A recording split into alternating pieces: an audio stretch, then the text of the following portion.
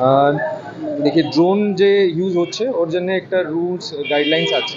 তো বেশিরভাগ লোক জানে না কি রুলস আছে কি রেগুলেশন আছে। ওটা একটা ক্লাসিফিকেশন থাকে, মাইক্রো লেভেল যে ওয়েট থাকে ওর ওর ও নিয়ে একটা ক্লাসিফিকেশন থাকে ড্রোনে।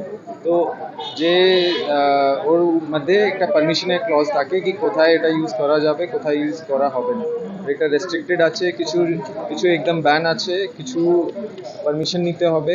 তো এর জন্য আমরা সবাইকে বলছি কি ড্রোন যে যার যার কাছে আছে ওনাকে আমরা অবগত করাচ্ছি কি কি কি রুলস আছে কি কি গাইডলাইন্স আছে। আর সব আর কিছু কিছু রেস্ট্রিক্টেড এরিয়াজ আছে, বর্ডার এরিয়া আছে, ওখানে আমরা সবাই যে লোকালস আছে গ্রামে আছে আর যে আমরা জানি যার কাছে ড্রোন আছে ওনাকে আমরা ইনফর্ম করছি কি আপনারা এই ড্রোনকে বিনা পারমিশন নিয়ে আপনারা ইউজ করবেন না। আর যেখানে ইউজ করবেন একটু পুলিশকে জানাবার পরে, কেন কি কিছু কিছু রিউমার্স হতে পারে।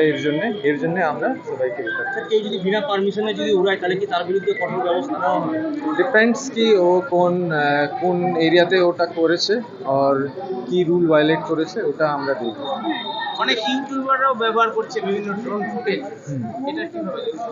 এটা যদি ক্লাসিফিকেশন মধ্যে থাকছে যে মাইক্রো যে ড্রোন আছে ওয়েট ক্লাসিফিকেশনে ওরা ইউজ করতে পারে, কিন্তু আমরা তবু ওনাকে বলেছি কি একটু পুলিশকে ইনফর্ম করলে ভালো হবে, কেন কি কোনো রিউমার্স তখন থাকবে না।